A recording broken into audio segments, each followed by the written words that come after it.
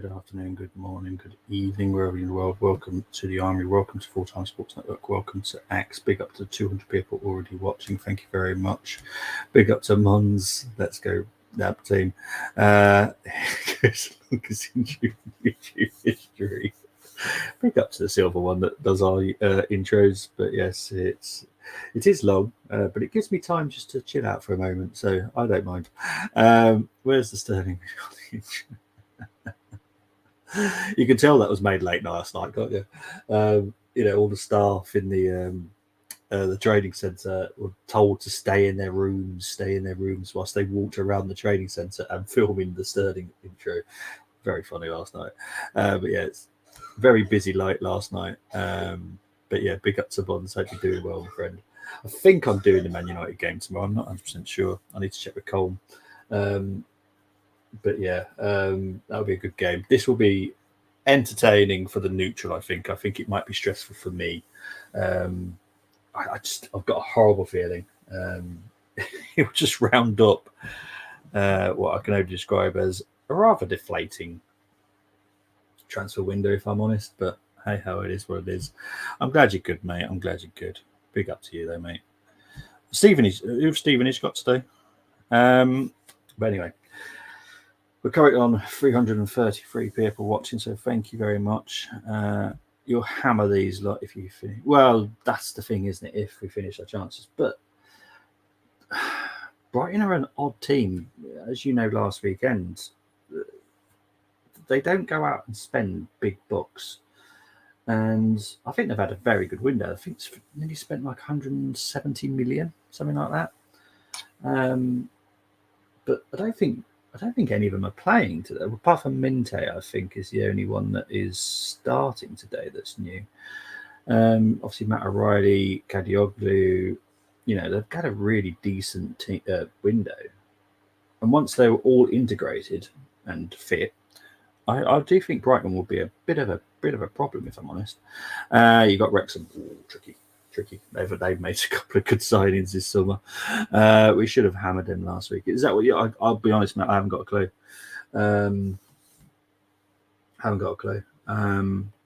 I just remember Colm being very, very disappointed that they lost.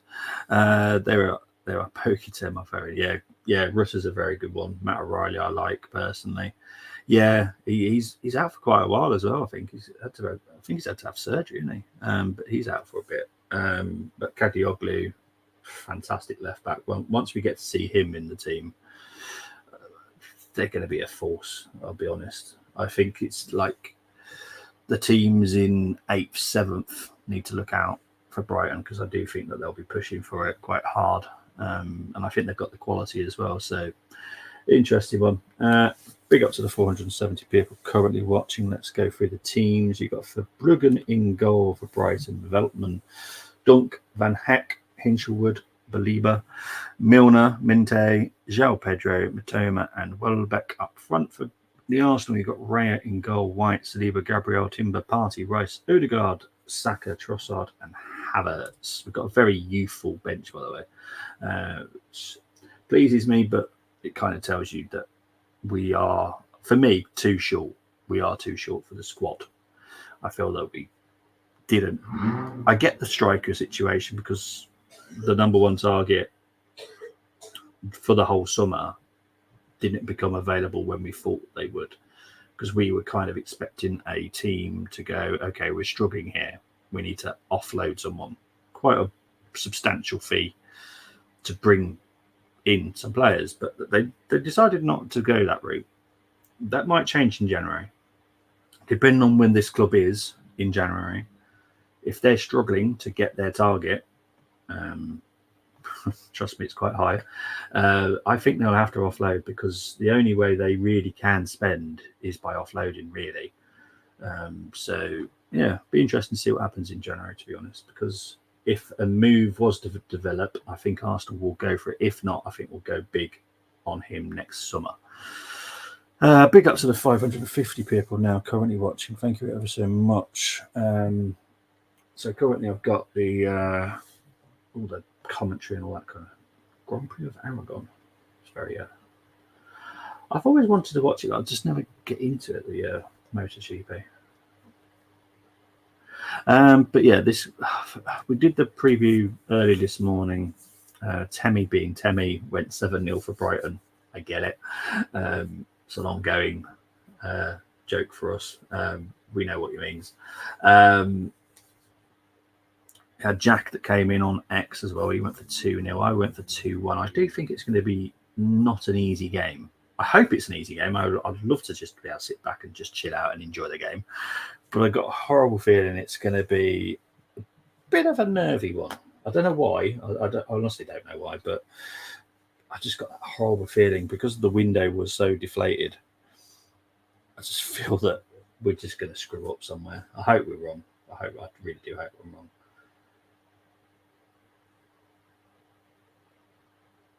I don't like that training kit. You can't really tell the details of the cannon. It just looks like a big blodge. Don't like that training kit at all. Well, that training hoodie, whatever you want to call it. I don't know. But yeah, big up to the 660 people currently watching. Thank you ever so much. Brighton players are just coming out into the tunnel now. Surely we're not going to be delayed. Surely. I hope not.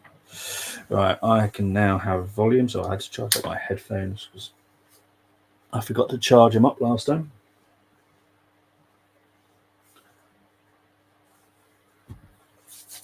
But this is going to be a good one, I hope anyway. I think for the neutral, it's going to be a good game. Right, the players that are coming out now. I think Trossard. There's no excuse for Trossard not to be up for this. One, he's been picked after making a statement with his celebration against Villa, but also this is Brighton. You know, it's his former team.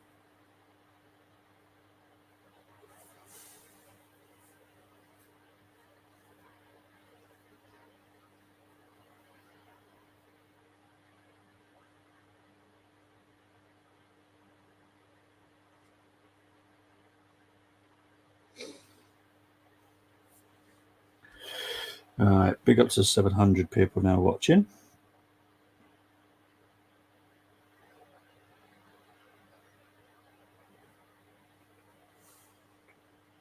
All coming our normal, customary handshakes.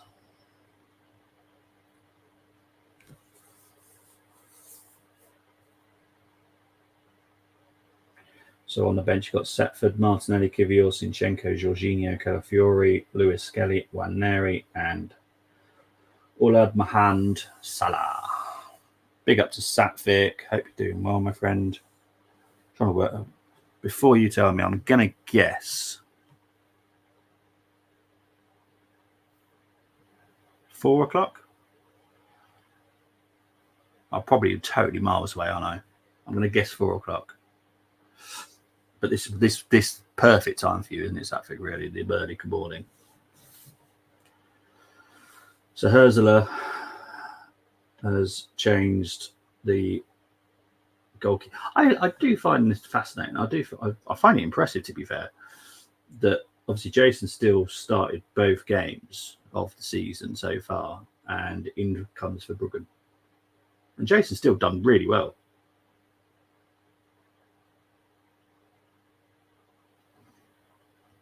So you got Rutter on the bench. Trying to work out who else is on there. Oh, that's about it.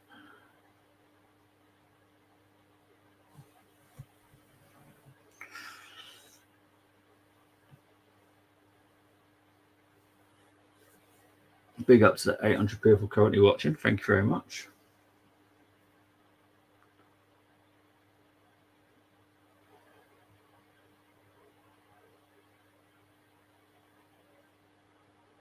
Ah, 5 p.m. 1 hour out. My mind is associated after we post dinner, so it's weird. I bet it is. Yeah. I was close.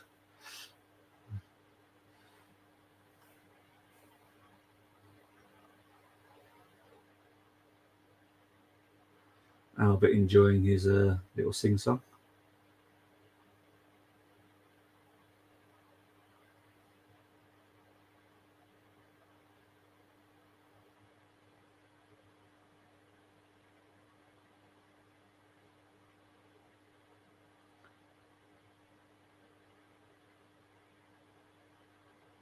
Just going around, see the fans singing along.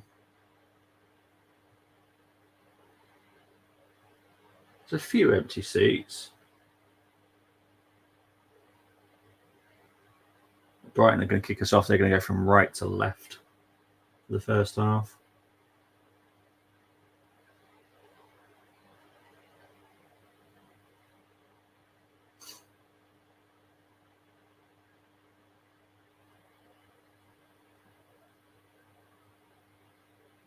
Okay, game's underway.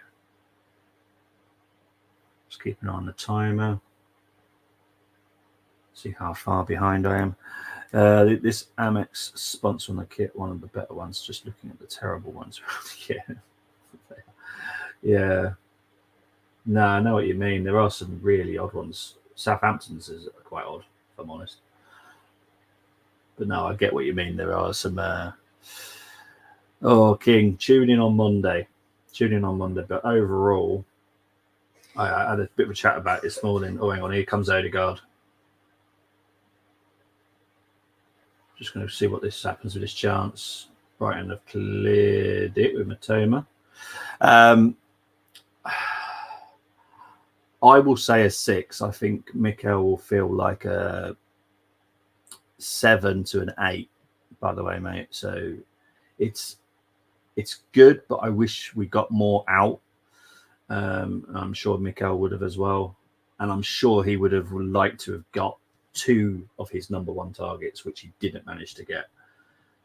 So obviously Sterling was not a number 1 target for everyone that thinks that this was a planned situation. We were keen on him, but only on our own terms, which we managed to get. But we couldn't get our number 1 target in, and we knew we needed someone to come in. Now, the perfect deal is Sterling's coming on a loan. So we don't own him. We're borrowing him for a bit, and I'm sure he'll do very well for us.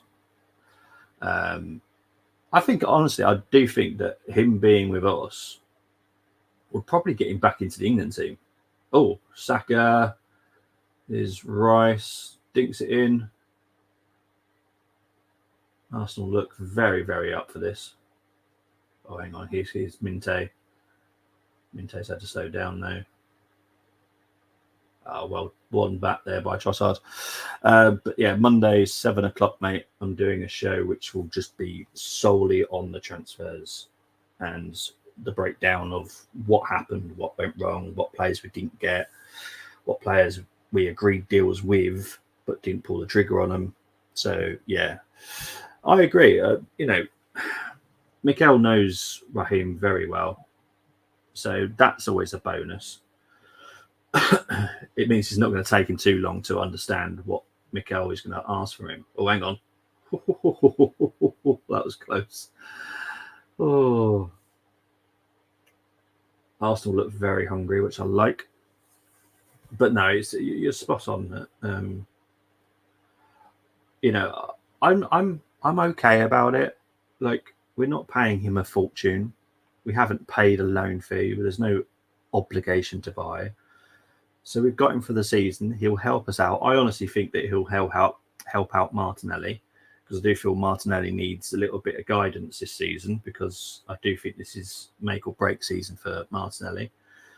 So yeah, I think it just suits both parties. I'm not involving Chelsea in this. It's got really nothing to do with them.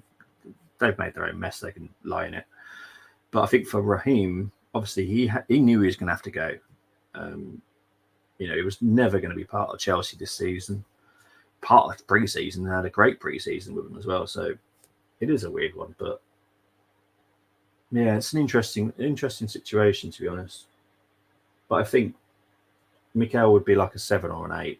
We would have liked to have got a couple more out to get a couple more in. Definitely not happy with just the 2 goalkeepers, by the way. We would have liked to have got a third, but we didn't manage to get that. But Setford, they do feel that he is ready enough to be the third goalkeeper. Obviously, we never really needed Cole Hine apart from Carabao last season, I think. So Setford will play in... Oh, Ben might have a bit of a moment there. Well cut out. Arsenal can clear.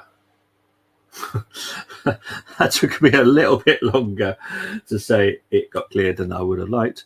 For me, I'm okay with Sterling just worrying about squad depth. Yeah, we're too short. That is definitely. We are definitely too short. Mikel will agree with that. I feel Edu, I know that he's done his PR video and saying, oh, so happy with it. But let's be honest, we are too short. We are a third goalkeeper away and we're a striker away. That's without the extra players that should have left. So, yeah, there's a lot to discuss on Monday, which is why I'm doing a specific show just for that. So we can talk about it and go in depth. 6 for me, closer to 7 than 5. Yeah, I get that. Yeah. You know me, I don't do 0.5s, but it just makes you think about it. So, yeah, you thought about it. It's a 6 for you. Totally with you. I'm less angry than I was this morning, but I'm still a 6. I can't push myself to a 7. I just can't. I'll explain a little bit more why on Monday as well, why I'm more of a 6 than I'm a 7, because there were ready-made deals there for us. Ready-made. That, yes, weren't number 1 target. Yes, weren't number 2 target. But there was someone that we had scouted, we got the data for. They would have done exactly what we needed them to do.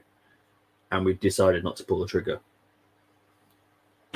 That's what has frustrated me the most with this window, is the fact that we could have got extras in.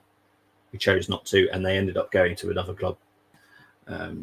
So, yeah. That's the only reason I'm more of a 6 than I'm a 7, because I know that we were close to some, and we just didn't pull the trigger. It's a shame. Anyway, free kick, dangerous position here for Arsenal. Saka was fouled, I think, by Hinchelwood. I've got new bottles, but they are ridiculously annoying. It's a workout just to get the juice out of it.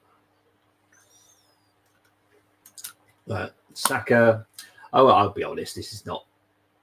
I'll be surprised if we get a goal from this. I'll come to your comment in a minute, Satvik. I know exactly what you're talking about.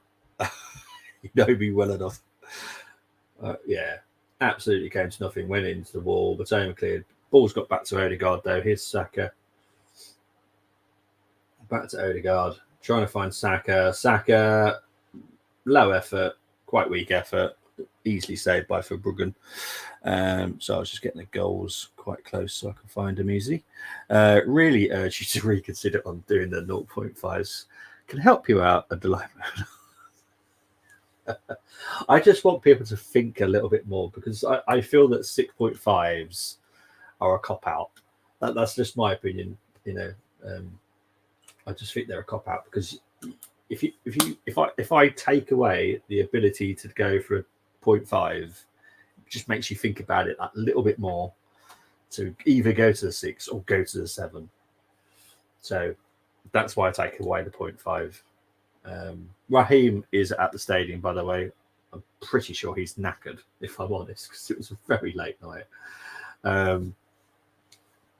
Very late night. I'm not even sure if he's slept.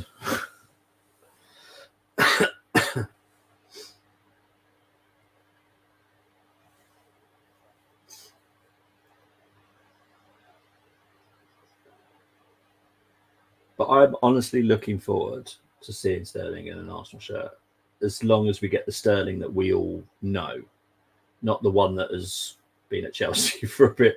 But if you look at Kai, you look at Jorginho, I think maybe take away Jorginho, because to be fair, he wasn't poor. He was just in a poor squad. But Kai, you know, he lost all that magic.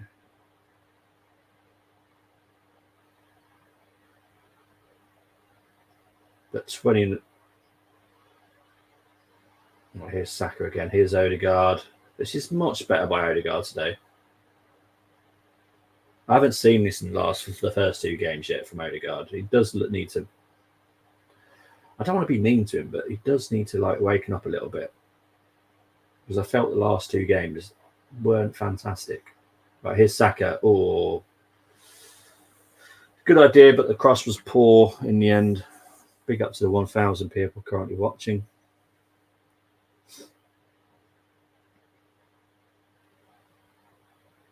Yeah.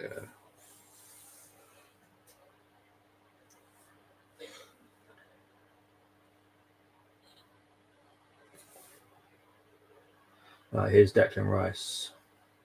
It's all been Arsenal so far. There's been like one a slightly dangerous attack by Brighton, but nothing more than that. I need to find this Sky Bet thing because not Sky Bet 365. That was brilliant last time I did this because they do this dangerous. Oh, sod off! There's no way there's been 4 dangerous attacks by Brighton. What are they on about? Sessions 59-41. Here's Saka again. Oh, Saka is having a beautiful day. That's a corner. I wonder if don't go 2 reactions to this, but I'm wondering whether or not signing Sterling has excited. Oh, definitely strikes his arm, but what's he meant to do? Jeez. I just wonder if he's got really excited about playing with Sterling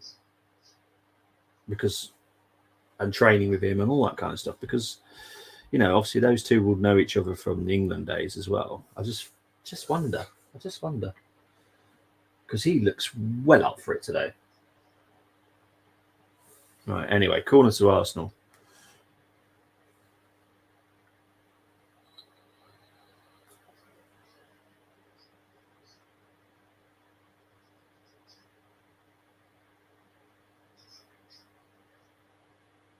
Right, corner comes in. Let's go out for a goal kick though. Not sure if that was a corner. Let's have a look.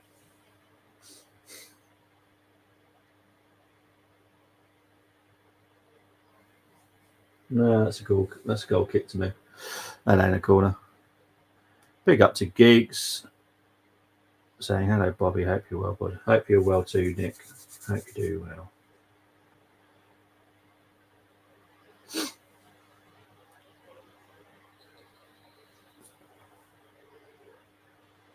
Well done. Well done, Thomas Partey. Wins it back. Or Trossard. Having a dodgy 30 seconds here, if I'm honest.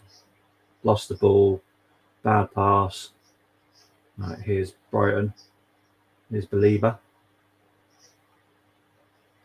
Back to Hinchelwood.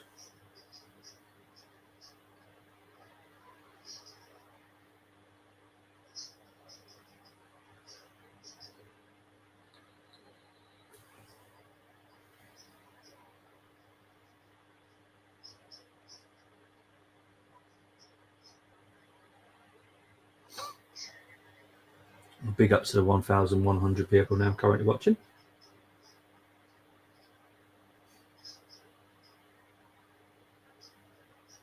Ooh. Right, come on, Saka.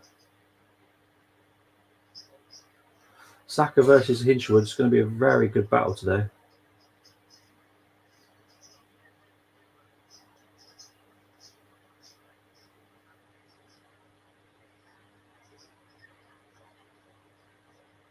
Oh, good deal. Cut out by Ben now. Here's Saka. Here's João Pedro with the ball. The ball by Saka did not reach Saliba. Here's João Pedro with a cross. Oh, that's a little bit of an alarm there, I have to be honest. Minte beat Timber to the ball with a header. I don't know if Timber was just ball watching. That's not great.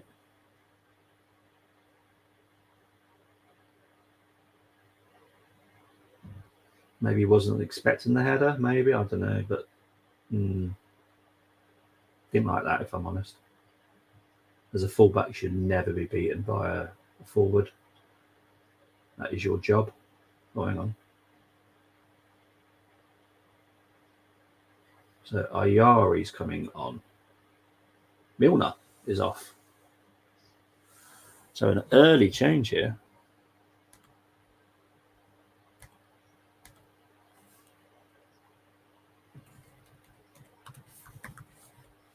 So Ayari is coming on for Milner by let's say.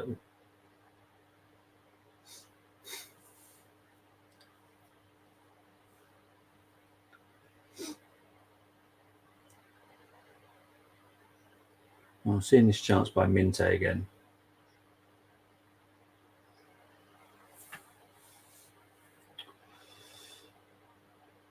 Yeah, I'm with Ali on this one. I still feel that that's not great defending by Timber.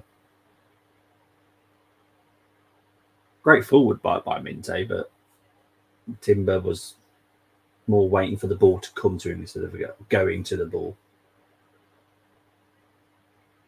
As a fullback, that's a big no-no for me.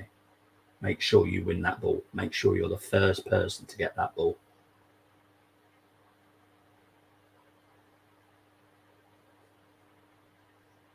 It's going to be quite an long injury. I'm sure he's coming off, so I don't know why they just don't take him off.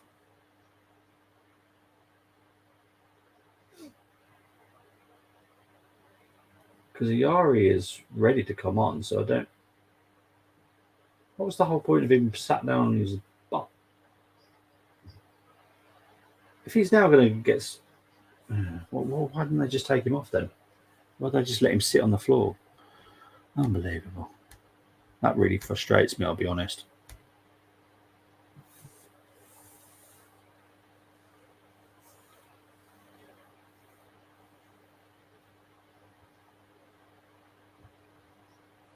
Yeah, just making sure it's definitely Ayari that's coming on. Yeah, Ayari coming on.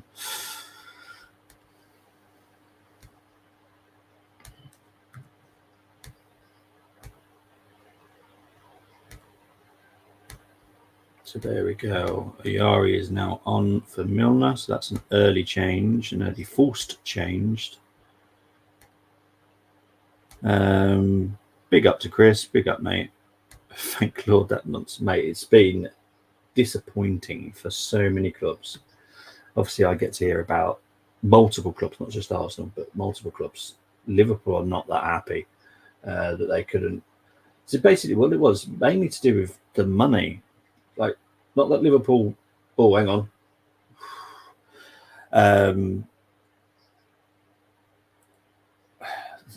The price tags were just not matching the lack of money in the market because normally they drop, and they were dropping, but teams weren't dropping the price tag as they should do. So it was a very weird market in the end.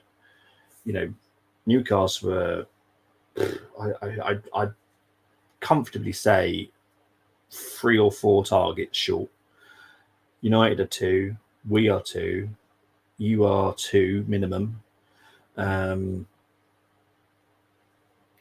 Who else? Wolves are 2. Tottenham are 3. So many different situations. It's really weird. Yeah, I know. If you got Zubimendi, you would have been happy, but you wanted a centre back. But the situation with Everton is really odd because we all know who they've signed. We all know what's going on. So they don't feel that they're pressured to sell them because they know that a takeover will happen at some point. So they know that the money will be there. I'll go to your first comment first, Nick. Overall, I guess this team is another year's season. Maybe it's about adding the garnish rather than drastic changes, trying to challenge my own thinking too. Yeah, look, I'm not happy about it. Mikel's not happy about it. Edu's not happy about it. It didn't go according to plan. That's for certain. I was a little bit angry this morning, so I didn't want to give a number, but I'm now I've calmed down a little bit. I'm still a 6 out of 10. Not happy with it. A lot of things didn't happen the way that they should have done. Odegaard's gone down here in quite a lot of pain, actually. I obviously, because I'm talking to you guys, I didn't see what happened. See if I can see the. Oh yeah, it's just an accidental follow through. Geek saying Saudi did not drop their 2 billion. Did that? Yeah, 100%. So obviously they spent money, but they did not spend anywhere near the 2 billion, and a lot of it went to different federations. So a lot of it went to South America, went to countries you just didn't think would be having the money. And they were, I personally think they were making sure they didn't strengthen the big teams as well. So they were very careful. They didn't get some of the targets they wanted. Obviously, we all know that they were after Alisson, Casemiro. There was loads of big name players that they were trying to get. They couldn't get them. Obviously, tried to get Osherman, didn't happen. So yeah, that has had a massive, massive, massive effect of every club. You look at Real Madrid. Real Madrid have done pretty much nothing apart from Mbappe. They've done nothing. Now they wanted 2 other signings. They couldn't do it. So if it affected Real Madrid, who by far probably one of the richest clubs that can pretty much do what they want and get who they want, if they can't, then that just tells you that players or teams like Tottenham, Newcastle, Arsenal, United, Liverpool aren't going to find it that easy to get who they want. It's all I would say is the European leagues next summer will be prepared for this and will make sure that they don't listen to what they come out with, because it's the statement that we listen to. And we're like, oh, okay, this will change the whole market. It didn't change the whole market. The market was extremely tough and was hoping that we could play it better. We didn't, unfortunately. But yeah, January could be interesting, I'll be honest. I think January there'll be some movement, more than there probably was in most Januaries, but I think January could be interesting for me. So yeah, let's have a look. I'm happy with the manager we got, but so angry with our window at Liverpool. I'm happy with Carlisle Saints, but not the manager. It's a shame you can't combine the two, innit? Would you take Arne Slot at Carlisle and give Paul Simpson to Liverpool? I already know your answer, so please don't come back to me. I didn't mind Gomez staying, to be honest, as DM was main priority, but Gomez better at fullback. Yeah, but you wanted to do way more in the market. Liverpool, it's been disappointing. My prediction was 2-1 to Arsenal. Cheers, mate. Obviously, I did the preview very early this morning, so yeah, I'm not surprised people weren't in it. Tactical purchasing, I wondered if they... Oh, hang on, 2 secs. Just waiting to see if this gets cleared or if we score from it. Of course. A lot of pinball headers there. I wonder if they missed some leagues on purpose to create stress. The next year, things are not as expensive. I think next year, the European leagues will all be prepared for this now. Obviously, you hear that the Saudi League are pumping £2 billion. The European leagues are going to be like, okay, let's be honest, 75% of that is coming to us. Without being big-headed, but they all kind of know that that's where it's coming. And it didn't. It hardly. I can't even think their biggest spend was. Was it possibly Ivan Toney? Maybe. I without looking into it, I don't know what their biggest spend was in Saudi, but I definitely don't think it was a ridiculous. That's for certain. So next summer will be very interesting, especially for us. But I think January might be as well, in my opinion. Let's have a look at his challenge. Now, they only got 9s this morning. I wasn't that impressed by him, if I'm honest. Raya White, Dunk, Gabriel, Hinchelwood, Baliba, Rice, João Pedro, Saka, Welbeck, Trossard.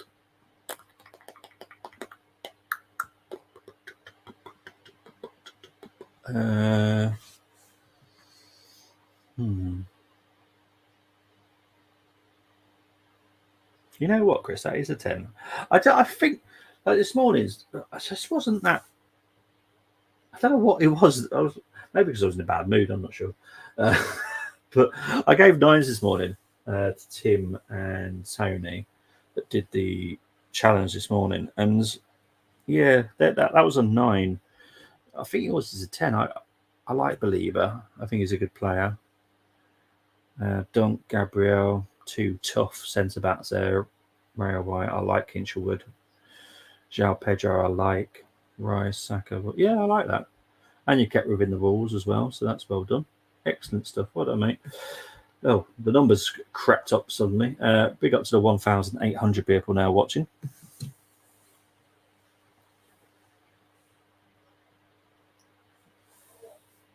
Might go out for a throw into Arsenal. Come up to 25 minutes played. I couldn't tune in as my grandma. Oh, sorry, mate. Well, I'm glad she's okay, but yeah, that must have been horrendous to go through. But yeah, I'm glad you're all right, mate, and she's okay as well. Yeah, it was so early, mate. I literally just set it up this morning as well. But I will be back to do the match reaction about 10 to 15 minutes after this game has finished, just to give me time just to get things ready for it.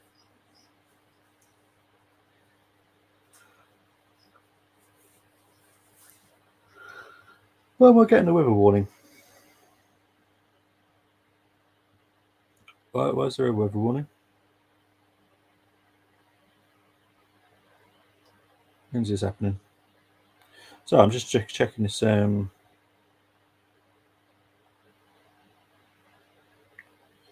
Between 9 a.m. and 9 p.m. Okay, tomorrow. I think we could entertain Gyökeres or Striker if Sporting are out of the Champions League, like we entertained Tony the previous January. I'll come back to that in a minute, Geeks, if you don't mind. She was like, I'm fine, I don't need hospital, etc. One side of her skin is obviously more down than the other side, but that will help now. Well, I'm glad she's okay, mate. I'm glad to send in your family all our best wishes, mate. All right. I think now is the point where it won't be Gyökeres. If Gyökeres was ever going to happen, it would have been this window that's just gone.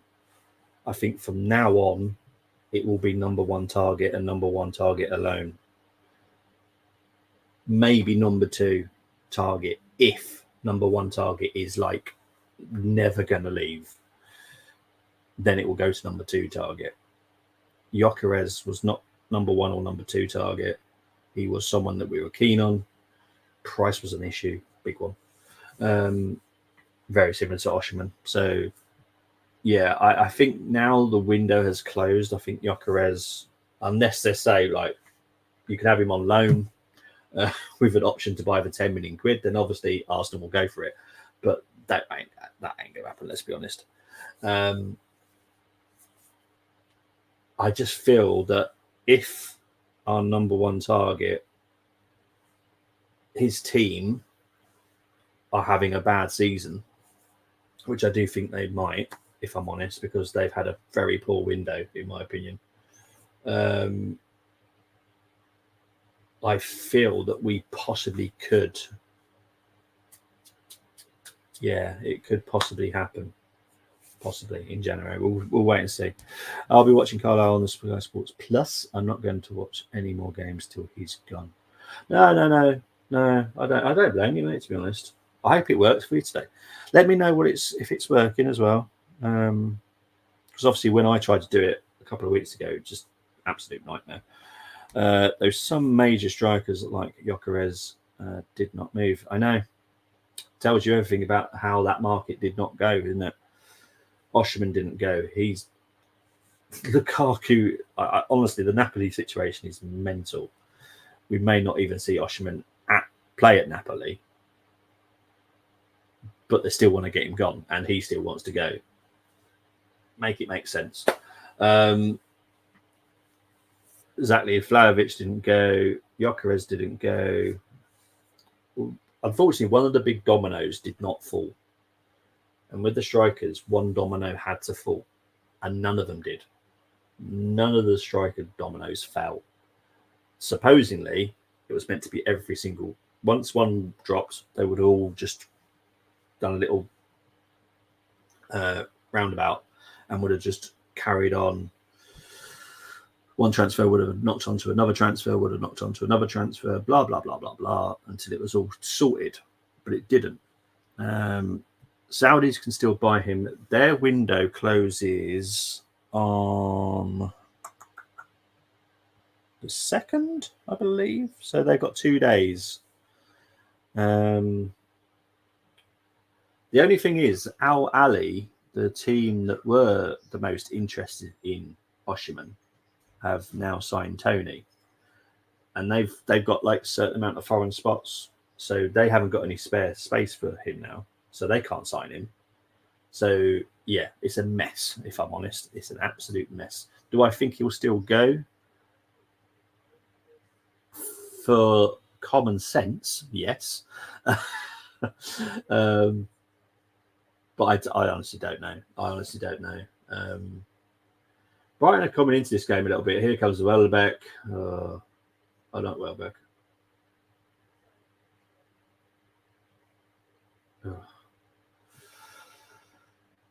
Matoma.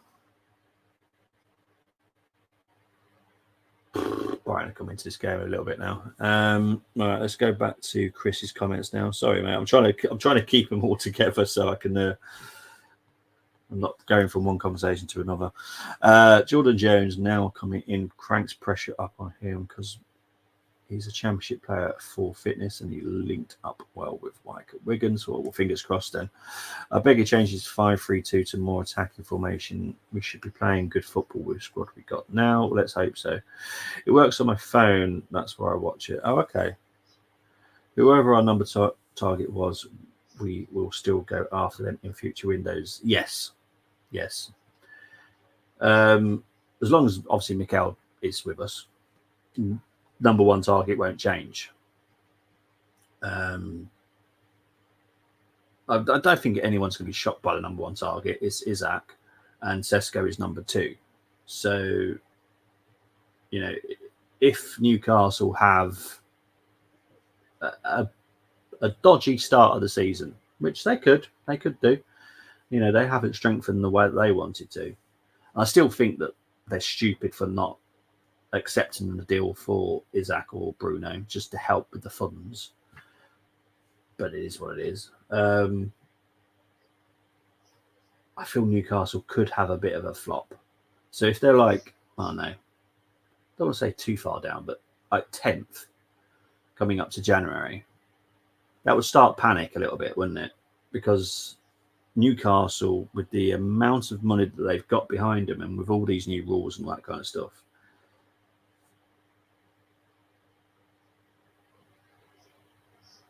Right, Saka's down here. So I feel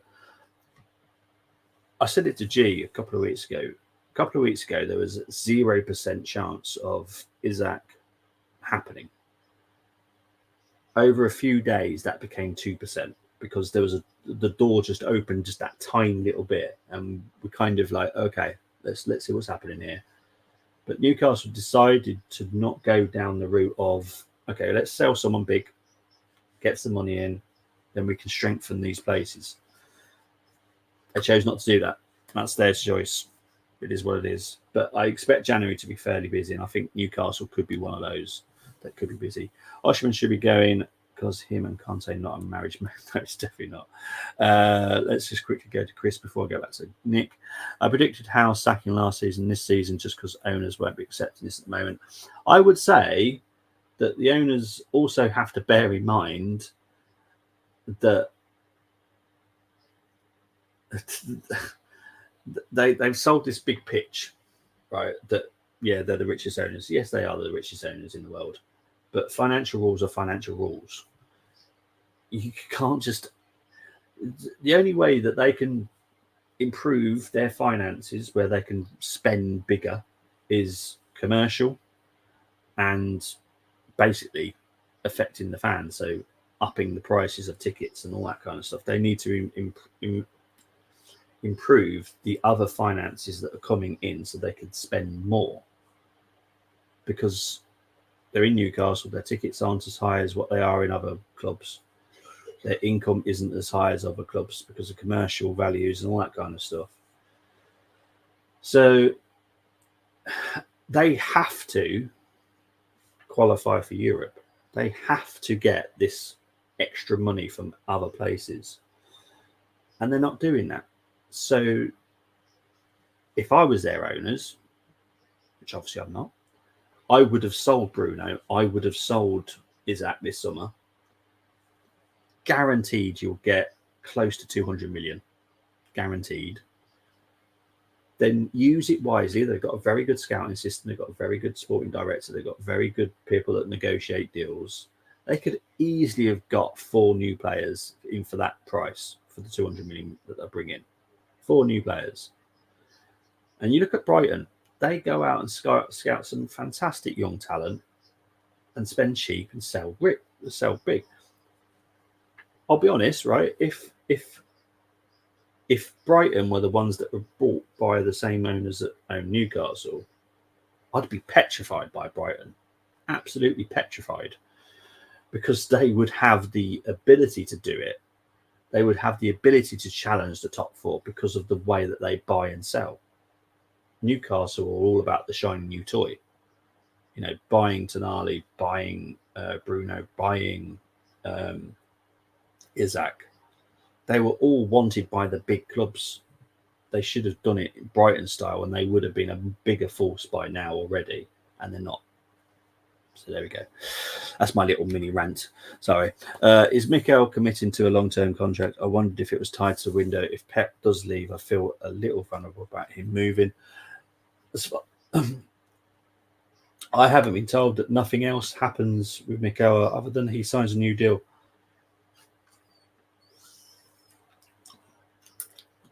Does that mean that if he has a bad season, we won't sack him? No. It just means he's committed to us a bit more. Obviously, I'm not that concerned about the situation. I'll be honest, as an Arsenal fan, if he was to leave us to go to Man City, I hope all the people that love Arteta so much pipe down quite a lot, because if he was to leave us to go to our rivals, because I do class Man City as our rivals, just like I do Liverpool, because we both challenge for the big honours. Yeah, I would not be happy. And that will be down to Mikel. You know, Mikel did not play for Man City. He played for Arsenal. There's no reason for him to go to Man City, in my opinion. As if I was Mikel, I'd only want to manage where I played. I wouldn't want to go to Man City. I wouldn't want to tarnish my name with that kind of club. Everyone knows how much I hate City, by the way, so everyone knows what I'm on about. But I wouldn't want to touch that club. Wouldn't want to touch him.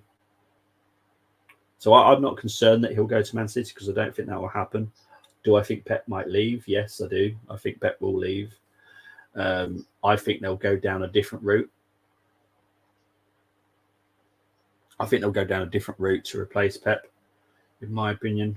And obviously, we need to see what happens with them anyway, because obviously the case will be decided probably February, March time next year. So, oh, hang on. Oh, Kai's through here. Kai, get in there. Welcome to my party. We're just getting started. A life is a dream. Brilliant stuff by Saka there, putting through Kai Havertz. Fantastic by Havertz, by the way. What a calm finish by Havertz. Well, that takes away the stress a little bit.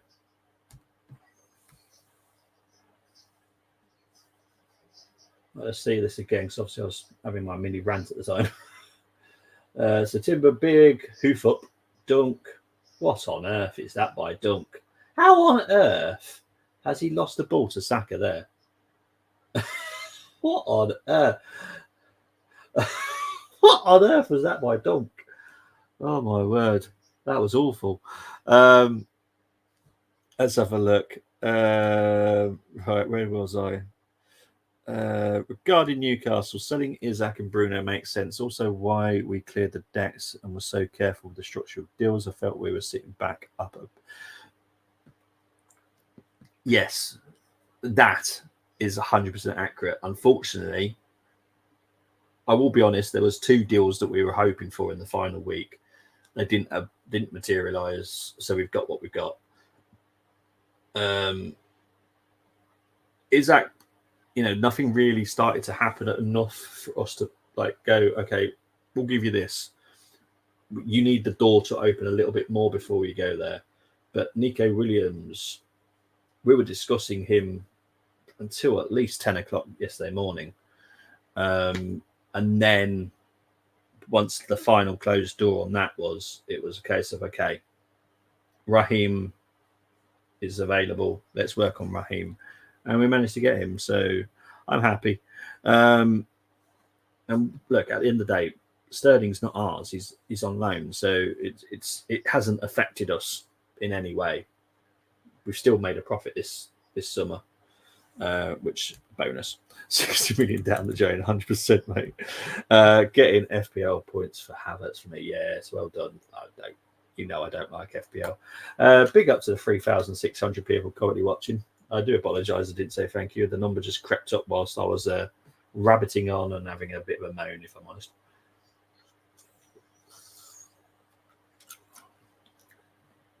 All right, let's have a quick look at Chris's first. Only concern on Sterling is he can be a bad egg if he's not playing.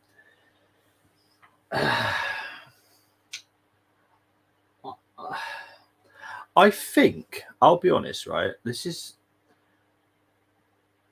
Sterling knows what he's going to be at Arsenal.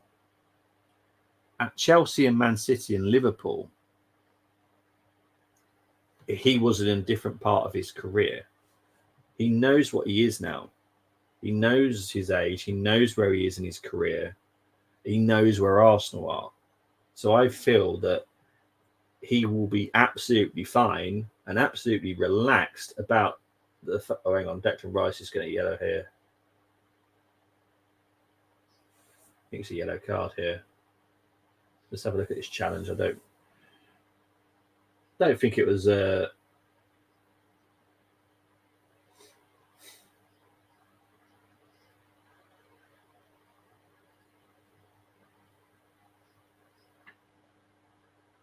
He hardly touched him. Now I've just seen it. That's really annoyed me now. Oh, okay. That's really annoyed me.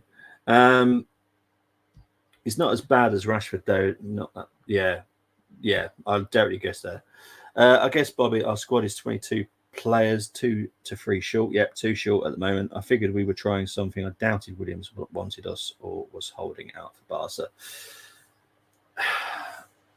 I don't want to be too mean on Nico. But Nico gave us enough hope that there was a possibility. And it got to a point. What was the yellow card here for? Hertzler is getting a yellow card here as well. Bless him. What was it? But yeah, so for Nico, it was a case of, he had the opportunity to come to us if he wanted. We would have literally flown over to Spain, triggered the release clause, job done. Lovely. All happy days. But we left it to the last possible moment we could, without cutting ourselves off.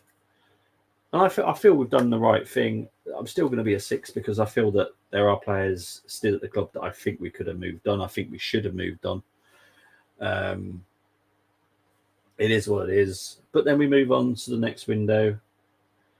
And then the summer window. There's another player. João Pedro's rolling around here. Foul by...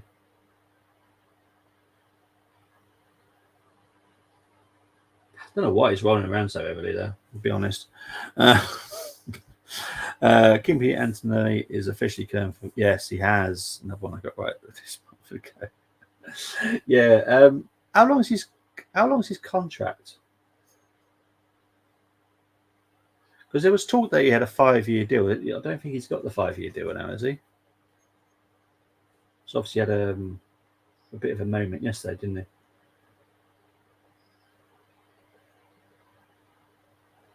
Right, Hinchelwood.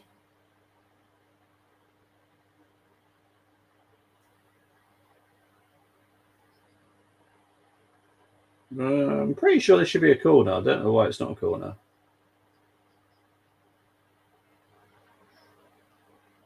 Yeah, that's clearly a corner. No idea. No idea what's going on there. I gave Liverpool a 4 at best. I'll be with you. I'll be very with you there.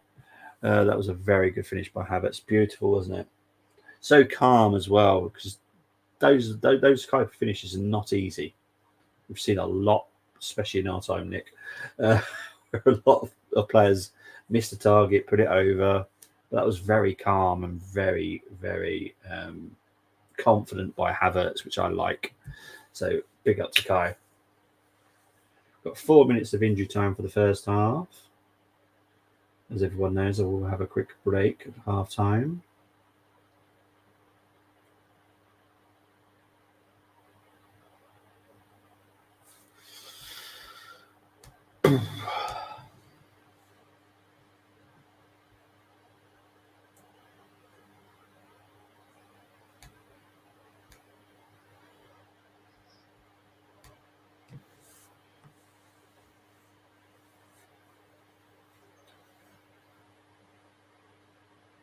But it's not been an awful first half by us.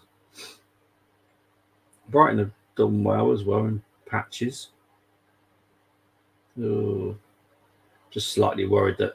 Oh, hang on, no. Just worried about Declan being on a yellow card here. Or is Saka, Trossard trying to find Declan.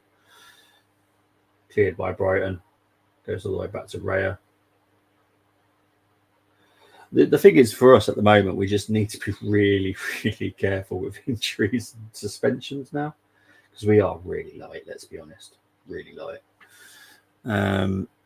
2 years with because I heard 5 years, and all of a sudden Mercedes have changed that. But Trossard with a shot, good save by Verbruggen. Those types of finishes were Invincibles eras, maybe post Invincibles, gives me confidence seeing him finish like that. Yeah.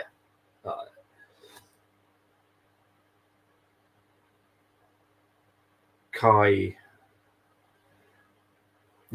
yes, he's our number one striker at the moment, but I think if Sesko had come in, or if we got Isaac, there would not be a number one striker. There would be a case of, okay, this is how we're going to play this.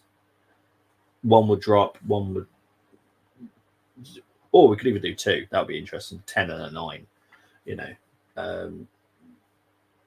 We're not going to be as versatile as. Hang on, what's happening here? Bit changeable. Hang on, what's the ref doing here? Okay, just changing the ball over because I think that one of the balls went flat. But yeah, it wouldn't have changed anything. But Jesus is number 3 striker. That I can guarantee. He's not second choice. Jack's second choice now, due to the fact we don't have a second choice. But he would have been number 3 choice if we had brought someone in. João Pedro is amazing at acting.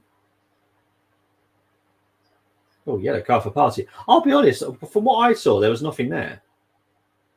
I don't know what happened, but hang on. I might be wrong.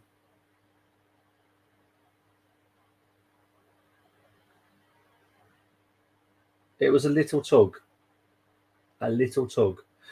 Unbelievable. Action Nui to Aston Martin will be confirmed next month. Liam Lawson will be confirmed to Visa RB by the end of the season for 2025, which leaves Perez versus Ricardo for a Red Bull seat. Surely Sergio wants to leave. Surely.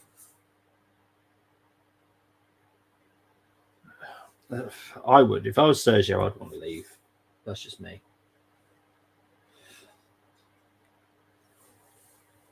Right, about 10 seconds left of the first half.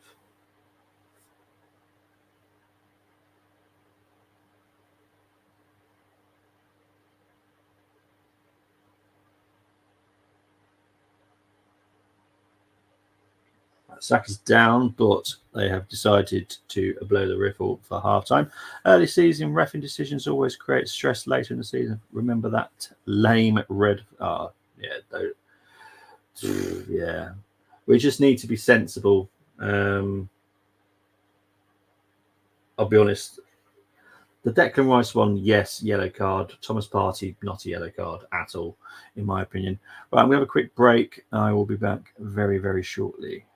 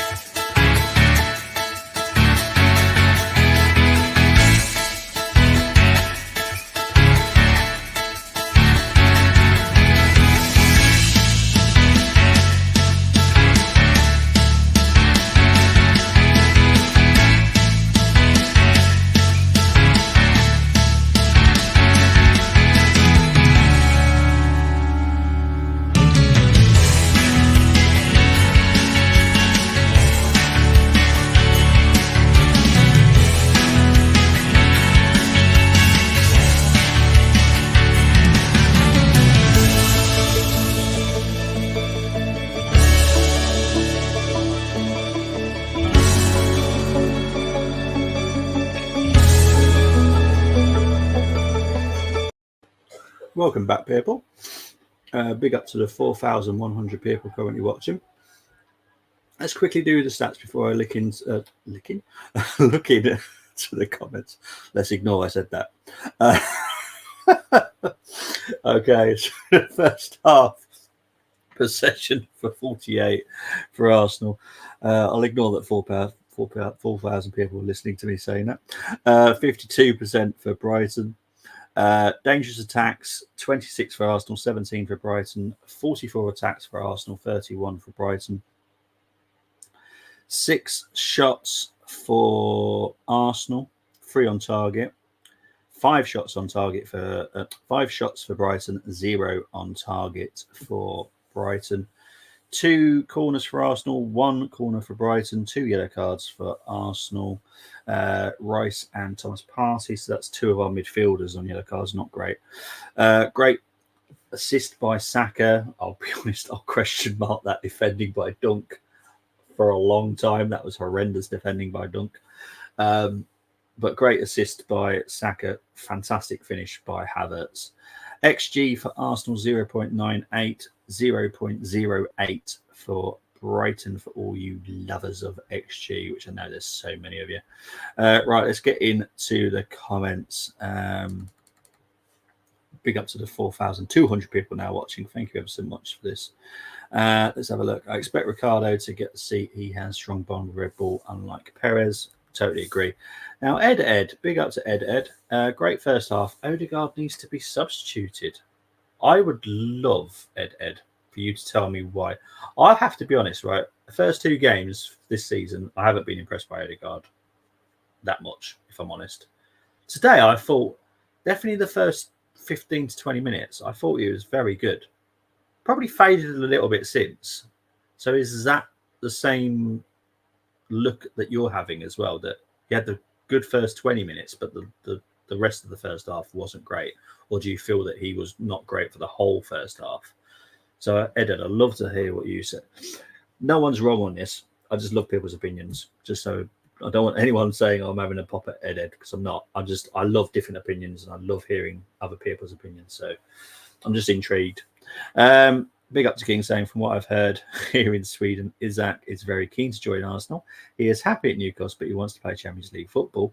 I can see him push for a move this summer if they fail to make Champions League. King, you are 100% accurate. Now, he was someone I was talking about a little bit earlier again with Nick. Now, 0% chance about 2 weeks ago. There was all of a sudden the door opened a little bit. There was like a 2% chance that it could have happened. It didn't go any further than that. And it is what it is. I feel in my heart, if Newcastle have a bad start to the season and they're like 11th, 12th, 10th, something like that, quite a distance behind the teams in Europe spots, I feel Newcastle will panic a little bit and will probably feel that they have to sell someone to be able to reinvest that money in the squad. I think Isaac is the perfect player to do that. I think they've got 2 players that can easily get 200 million in for very quickly, Bruno and Isaac. Guarantee easy money for those 2. Isaac is our number 1 target. Not a shock to a lot of people. Sesko was a number 2 target. There was a possibility that could have been done at the beginning of the summer, which is why we tried. But Sesko wasn't too happy with the fact that he wouldn't have been constantly playing, which obviously hinders threw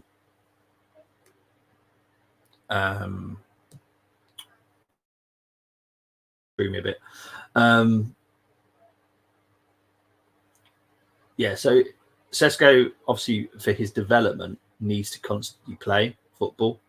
So, yeah, it just... I'm totally with him on this one, because I would have loved to have Sesko, but I do agree that coming to Arsenal would have hampered him a little bit in his development, because I think he's going to be an outstanding player at some point.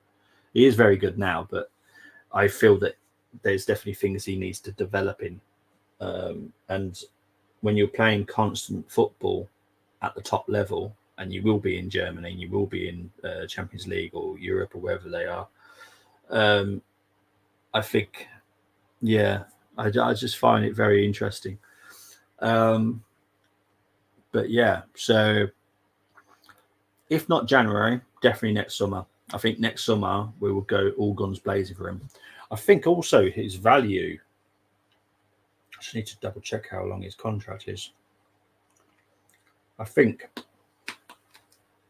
maybe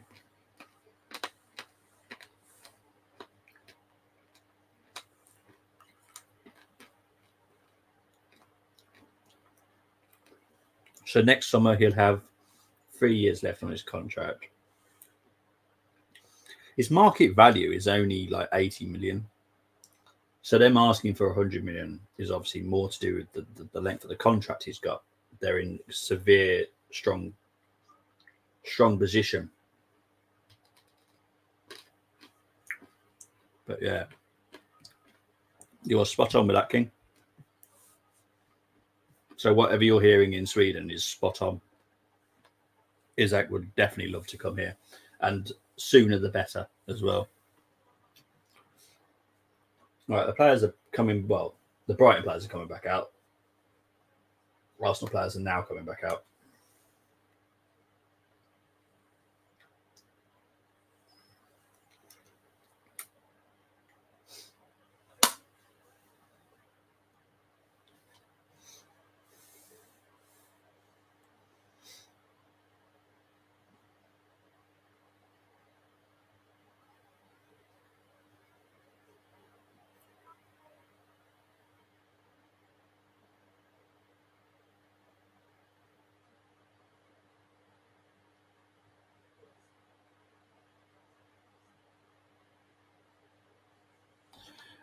Big up to the 4,300 people currently watching. Thank you very much.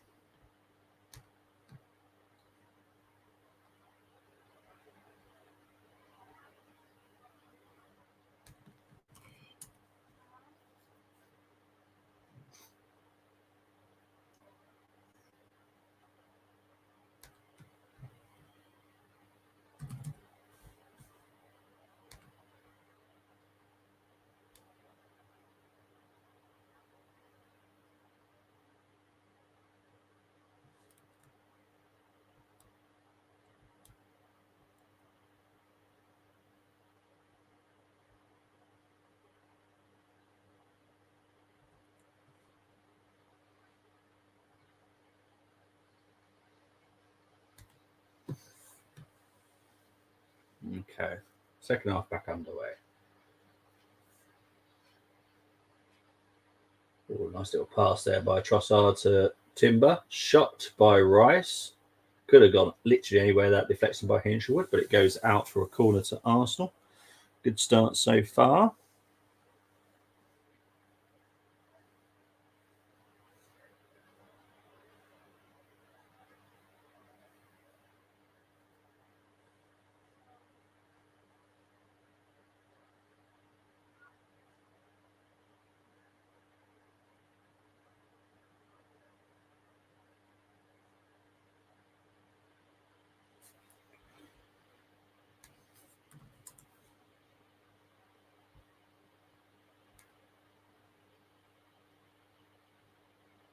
Corner comes in over the bar. Goal kick. It's Gabriel that won the header.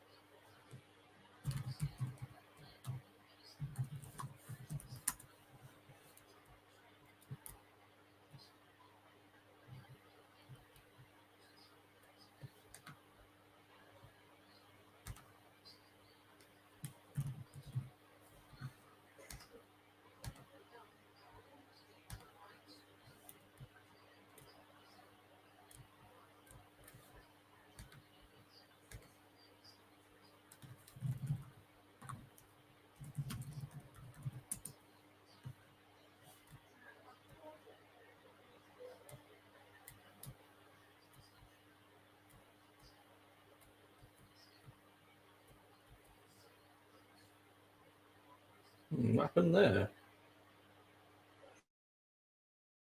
Oh, why? It's a little bit.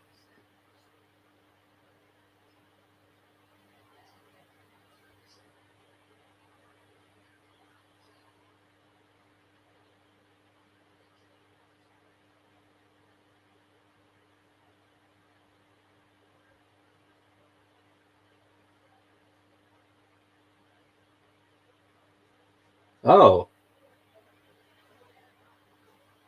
Rice has been sent off.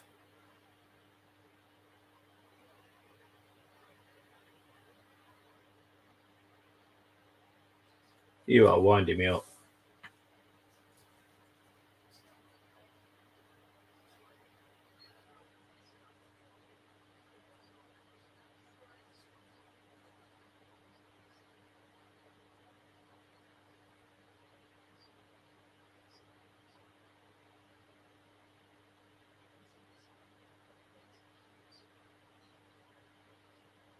I don't know why Rice got a yellow card here. I'll be honest.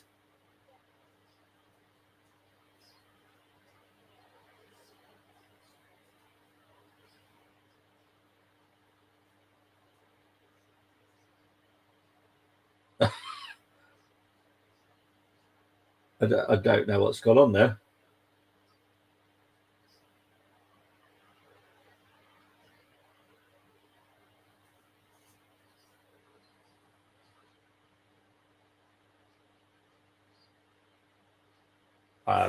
I'm bemused. I'm bemused. What on earth's happened there?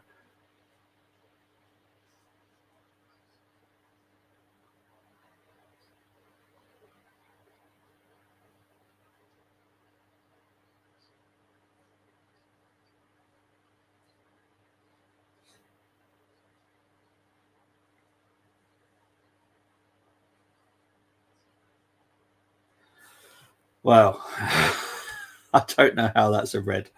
Right, let's have a look. Sorry, Chris. Obviously, I've been trying to work out what the hell's been happening.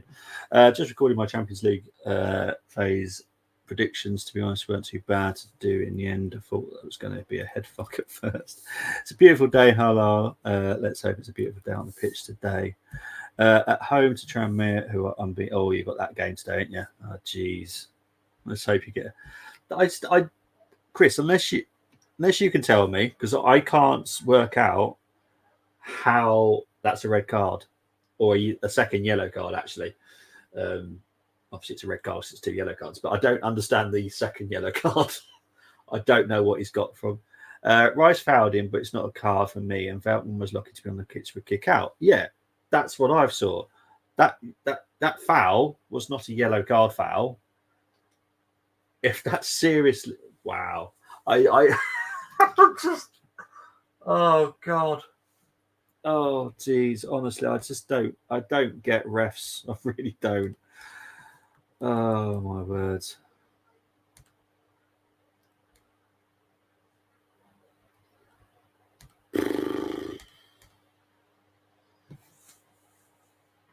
Oh, I just, oh my word.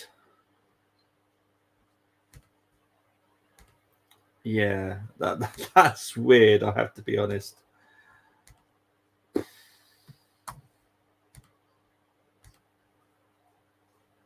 That's going to change the game. That is, and I don't get it. I just don't get it.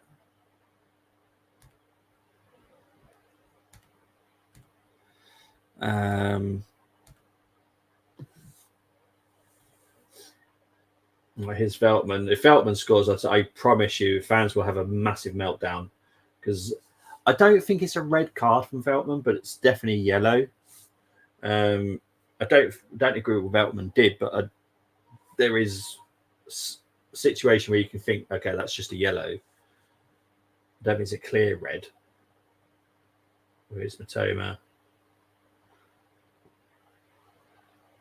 What was Rayo trying to do there? Harder to beat with 10 men, though, in my opinion. It definitely can be. Definitely can be. But Arteta only knows one system. and that's what concerns me. Is we've lost Declan Rice, who's now I'm going to guess Kai is going to drop into that position now because obviously got Thomas Partey there. I think I would be more worried if Thomas Partey wasn't there with how we would set up. So I think Kai will just drop and do that left role anyway. Just won't have a vocal point up front, but that's not great.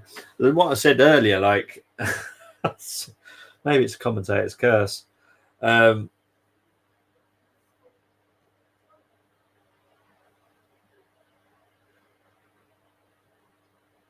Is Sirius not getting a yellow card for that little knock?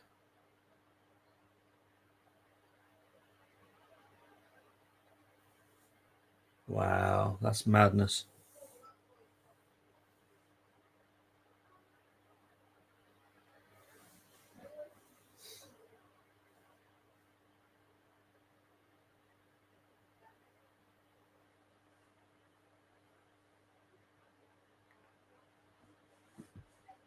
Oh dear.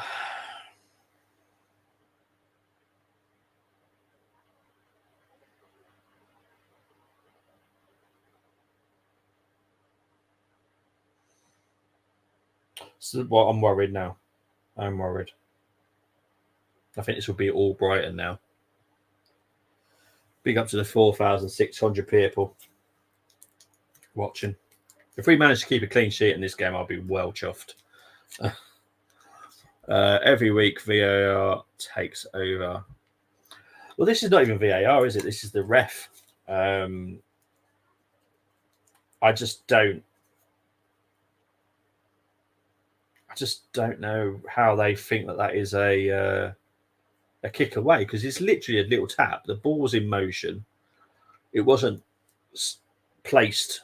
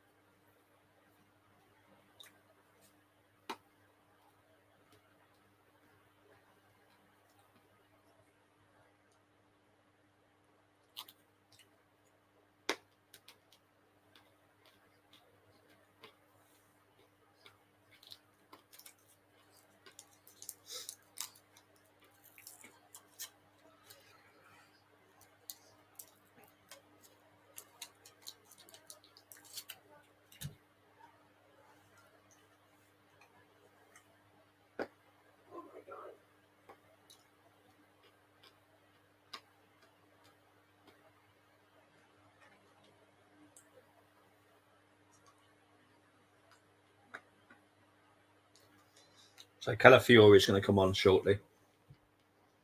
Apparently, it's for Rice blocking free kicking. Yeah, it is, because thankfully I got the sound in, mate. But I appreciate it. The letter of the law is you get a yellow card for that. I just question whether or not he kicking the ball away. The ball was in motion. That's my question is, was he kicking the ball away? Was he slowing the free kick down? Yeah, probably. So then that technically probably is a yellow card. But Veltman got nothing. Oh, great state. Bollocks.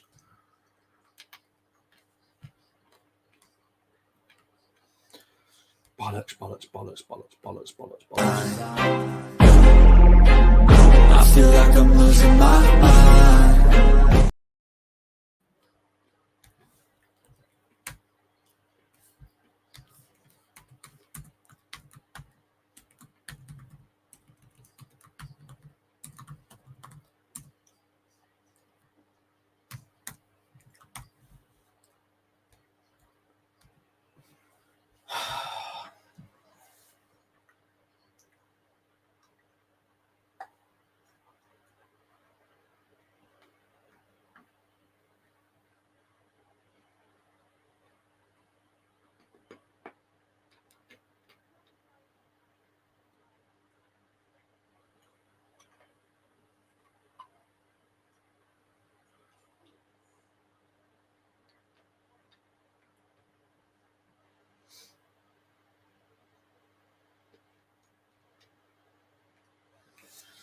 So Trossard is on for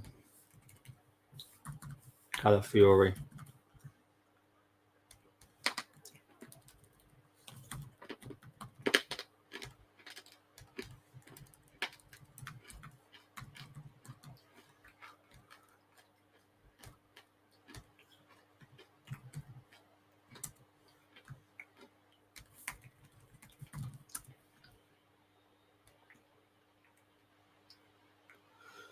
Oh.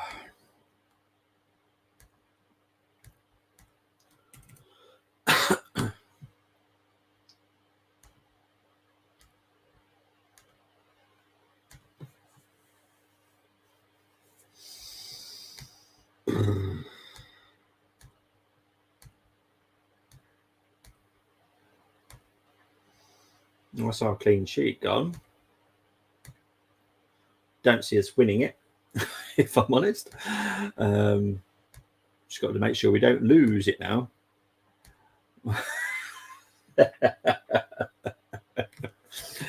Yes, technically. So is mine, technically.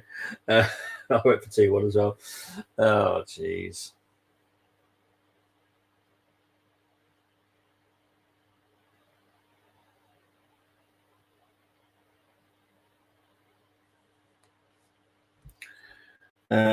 Big ups to Jerry. I love your confidence. I really do. Here's Matoma. Oh, jeez. Yaru with a shot blocked.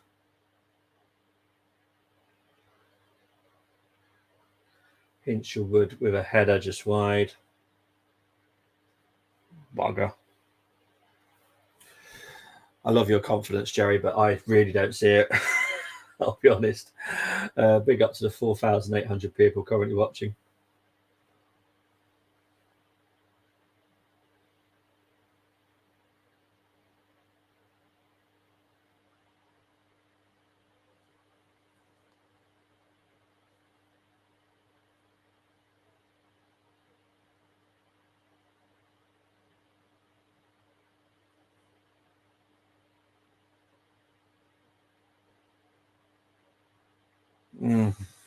Bugger.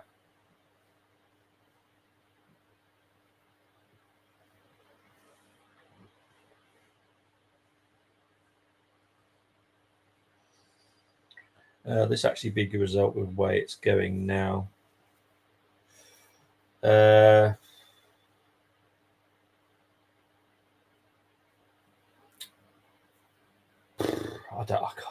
can't. I said it. Said it the first game. At home, we have to make it a fortress. We cannot, in my opinion, drop any points at home. Any. I know that's really tough, but I don't see why we can't beat Man City at home. I can't see why we can't beat Liverpool at home, United at home, Chelsea at home, every club at home, apart from when this happens.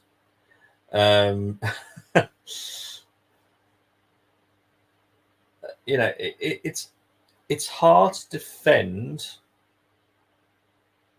too much because the letter of the law, and fans don't like the letter of the law, but the letter of the law is the letter of the law, is Declan Rice can't do what he did. It's an automatic yellow card, which I think is why the referee said I had no choice. And technically he doesn't, because the letter of the law states if you kick the ball away, it is an automatic yellow card. There is no if, mots, or babies. Doesn't matter if you're on a yellow card already. It is another yellow card, which then results in a red card if you're already on a yellow card. So Declan should have been more sensible. It's not like he's an immature player. He's not someone that hasn't had loads of experience. It's not like someone who doesn't know the rules.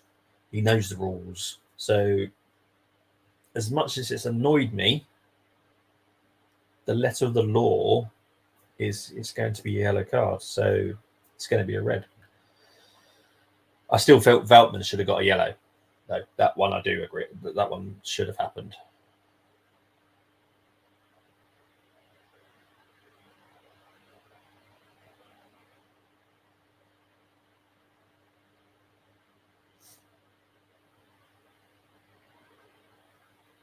I'm praying at 2 p.m. that Simpson lineup is good. Fingers crossed for you, it is, mate. When's the qualifying?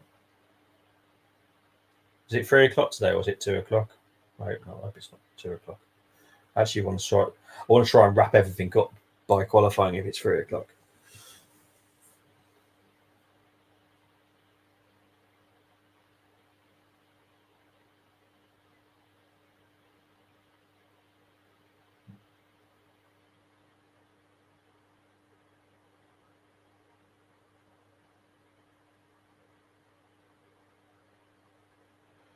Um, 3 p.m. Awesome.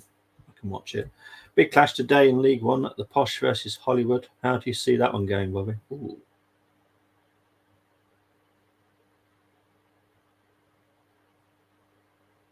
Is it?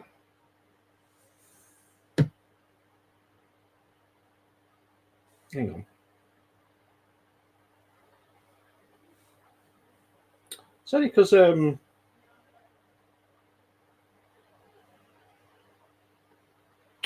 Libby Munsey winding me up. So, for people that don't know, there's a guy that watches us and we're friends with him called Munsey. He's a Stevenage fan, and I asked him who Stevenage had got, and he said Wrexham. Munsey, you wait. They got Lincoln. I might just check it then, because Munsey really blew my brain, because I thought they had Wrexham. I'm with Chris. Goalfest. I'm going to go with 3-2 for. I'm going to go with 3-2 for Wrexham, in my opinion. If I see Barkley or Lavelle in lineup, then forget it.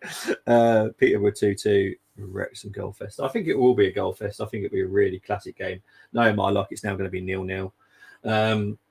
That normally happens when I say that. Yeah, surely it's got to be a Goalfest, isn't it? Well, here's Odegaard. Oh, trying to find Calafiore. Good defending there by Brighton. The game is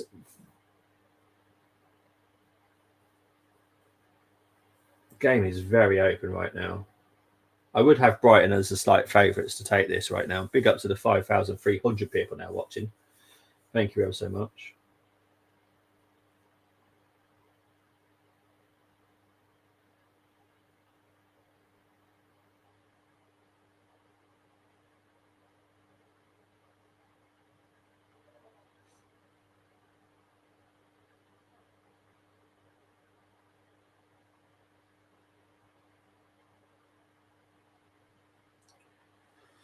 Free kick to Arsenal.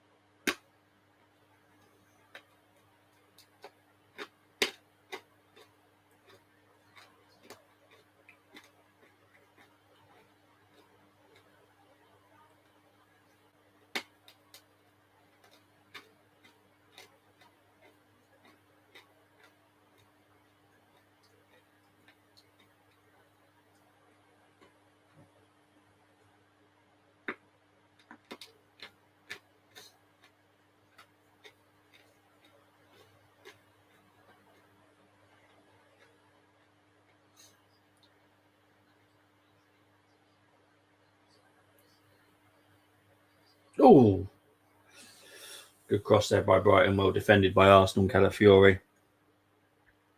People saying Tranmere don't score many, but they're playing Port Vale and Notts County. True. I'm saying 3-0 to Tranmere. Interesting. I'm going to have qualifying on the same time as the game. Don't blame me, mate. I'm going to try and wrap all these these streams up as quick as I can so I can actually watch the qualifying. Not too worried if I miss the first one, but I like the second and the third one.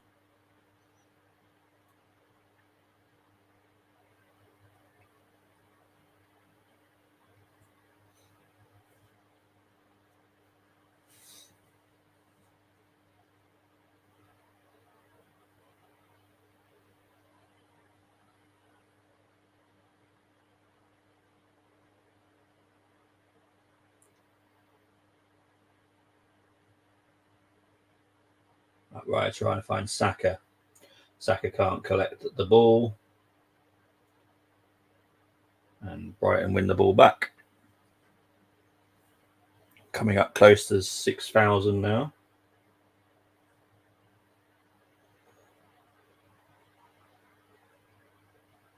Yellow card for Timber.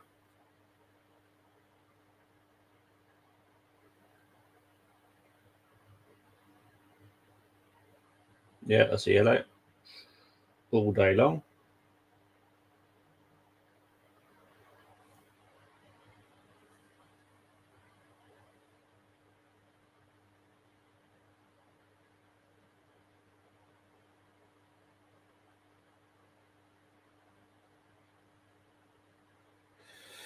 Let's have a look. Good afternoon, Bobby. Big up to you, Early Doors Football TV. Hope you're doing well too. Big up to the 6,200 people currently watching. Really appreciate it. Be right back. Recording. No worries, mate. Oh, let me know when you get back as well. Afternoon, all in the chat. Don't forget. Oh, thank you very much, Early Doors. Appreciate that. Please do subscribe to Chris Welch, Early Doors Football TV as well, and anyone else that's been in the chat. I think Munsy's got a channel as well. He was in there earlier. But yeah, please do subscribe to all the channels that you can. Thank you very much. Big up to the 6,400 people now watching. What's the feeling that a lot of these are now opposition fans now coming in thinking,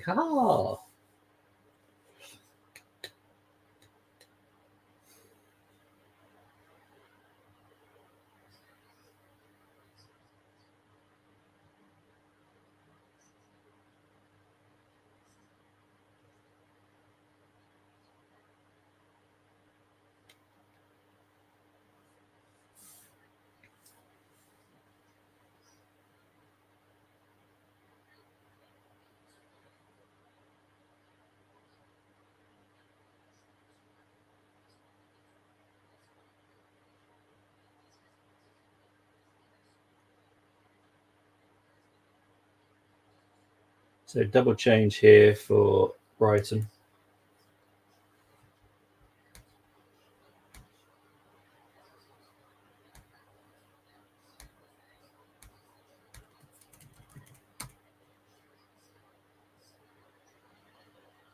So Ruta is coming on for Minte, and Veltman is coming on for Stupinan.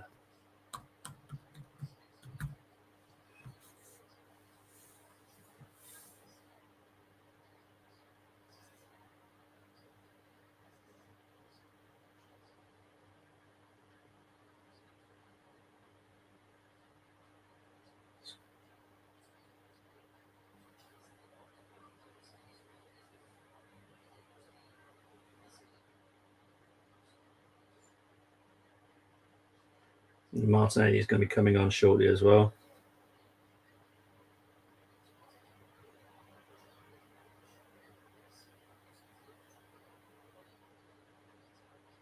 So Martinelli is coming. Odegaard's coming off.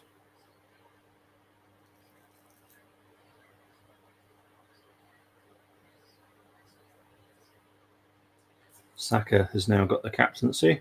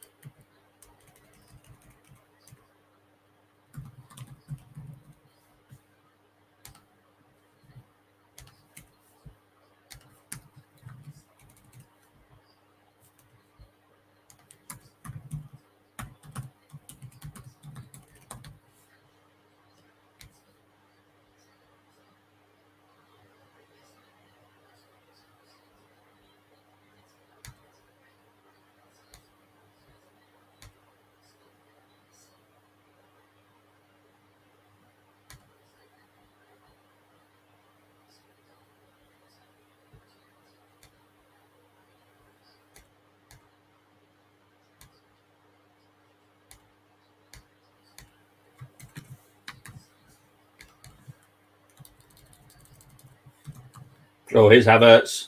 Oh, Saka. Oh, Kai unfortunately fell over at the wrong time there.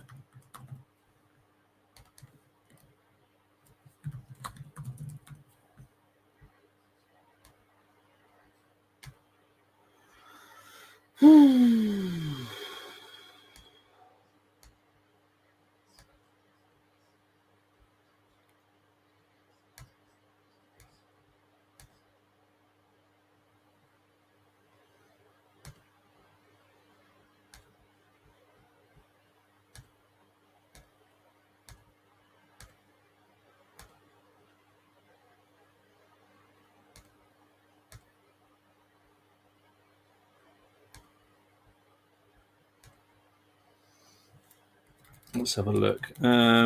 Big up to Nick saying, "Hi Bobby, Mr. Red, was it harsh?" If you go into our WhatsApp group that me and you are in, mate, you would think that Arsenal have been extremely hard done by. However, the letter of the law has been followed. Both offences were yellow cards. I can't be any different to the way I am.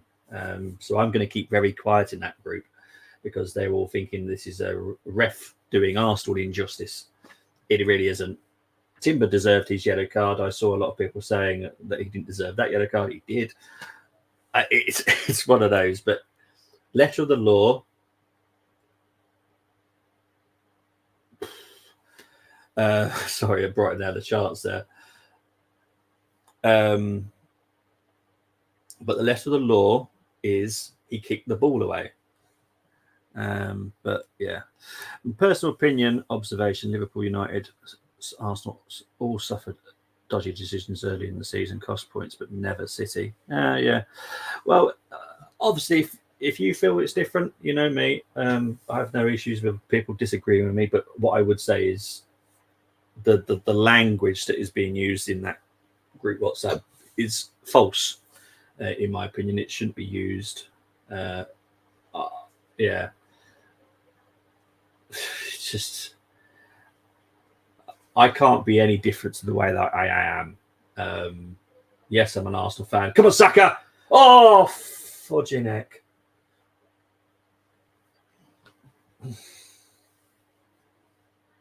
That was better. Got a player down here as well. In my opinion, both yellow cards. The letter of the law is if you kick the ball away, it doesn't matter how far away you kick it. Doesn't matter if it's a millimetre. If you kick that ball away, it's a straight yellow. Does Declan miss the Spurs match? Yes, he will. Yes. Yeah. I think we might. There's a possibility Arsenal might try and fight it, but for me, no. Go on, mate. What is it? What's the team? Timber's down here, by the way.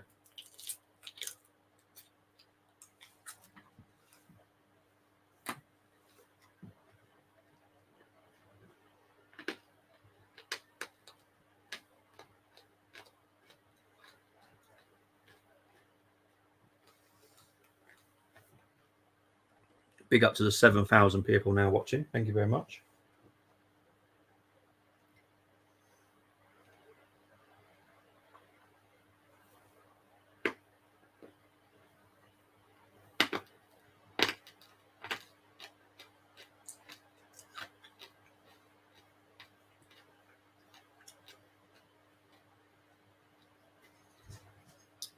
Zinchenko is coming on.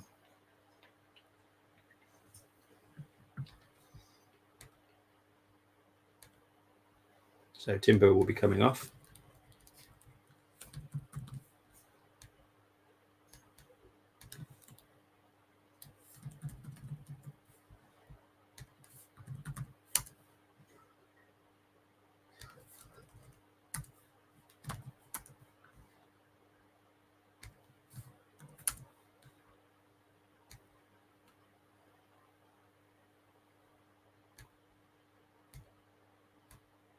Oh, no. Oh, Timber's going to carry on.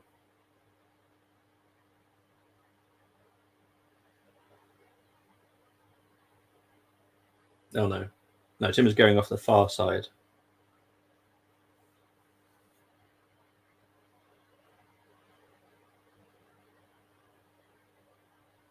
Right, so now Zinchenko's coming on.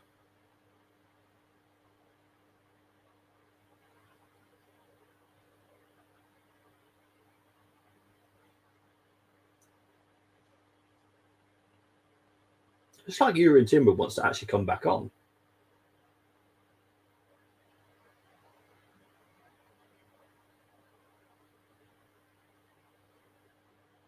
So Zinni's definitely coming on. Right, it makes sense in a minute.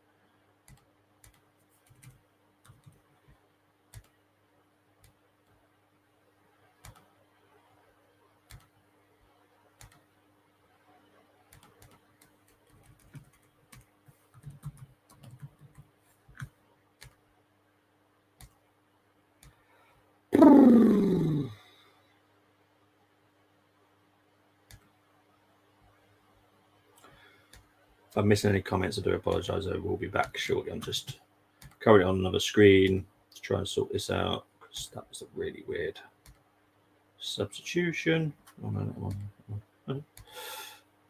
There we go.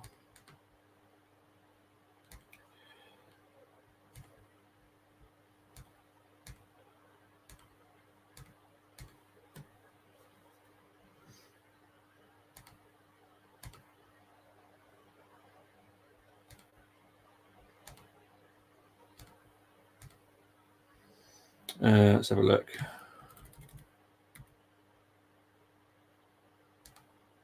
Lewis Davies, Hayden, Thomas, Williams, Neil, Vela, Mellish, Adu, Jay, White, Jones, 4-3-3, hopefully. So far, so good. But probably 5-3-2 with Mellish in back 3 and Jones number 10. Probably 5. Okay, positive lineup is so I'm happy. That's why video was quick. Oh, cool. Zinni over Calafiore. Calafiore is already on, mate. So it's Zinni over Kivior, which doesn't surprise me due to the fact Kivior would have left if we could get the person in that we wanted. So that doesn't surprise me. But no, Calafiore came on earlier in the game. So yeah. Big up to Ryan Bamsey saying, what you watching it on? I'm watching it on TNT Sports. Unfortunately, Satvik's not around to tell you where else you possibly could watch it. What is a red state is a bit of a joke compared to 100%.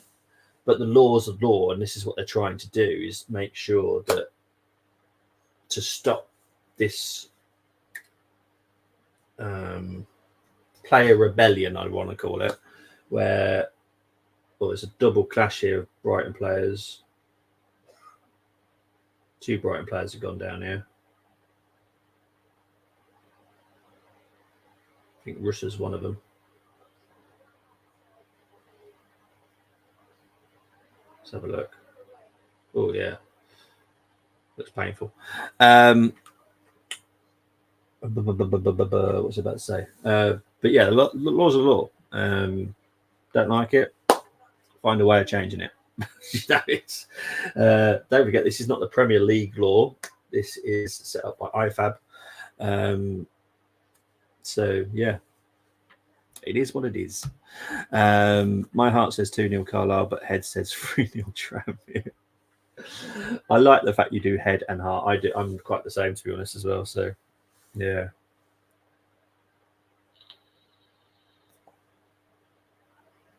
Because I'll be delighted with a draw this game, I'll tell you.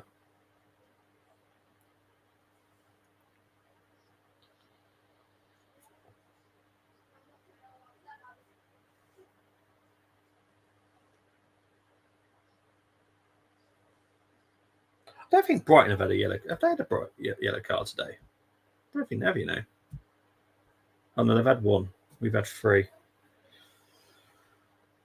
Well, technically 4. No, have we 3? No, 3. Yeah, 3 that resulted into 1 red card. Yeah. Possession has been 62% for Brighton, by the way. Absolute madness. I do not mind the laws if applied evenly, regardless of the team. Sometimes these incidents happen, but they seem unusual. Later in the weekend, we see this. Yeah, that one I definitely agree. This game has been followed by the letter of the law. So I expect the rest of the games we see for the rest of the weekend to go exactly the same way. right? Chris Kavanagh has done nothing wrong. He has done the letter of the law. It's these other jokers that go, oh, you know what? That don't matter. It does matter because the law's the law. It really pisses me off when people do not follow the rules in every single game, because then as fans, you look at it as cheating and all that kind of stuff when it's not. Chris Kavanagh has done exactly what he should have done. But we're at home, so who knows? Well, fingers crossed you get the win. Right. We've got Andegra and Enciso coming on here.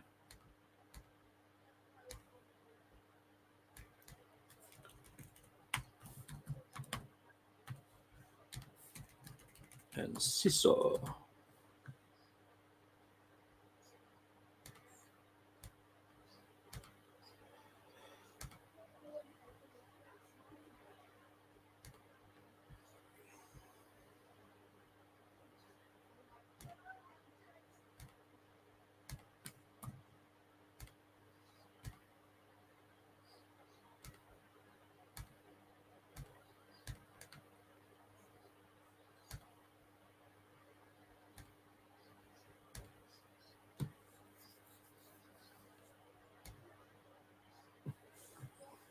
We got to 7,400 people now watching.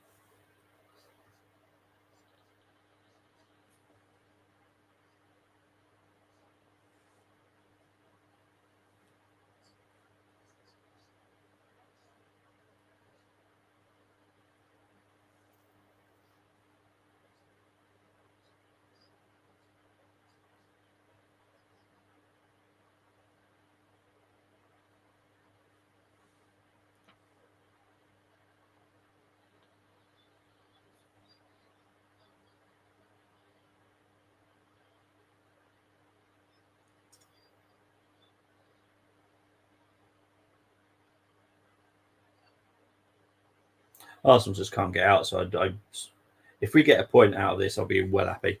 Moments like these, the bench looks a bit bare, particularly with options for attack. Tough season ahead. All I would say is be prepared for Monday, because there is one person to blame for this.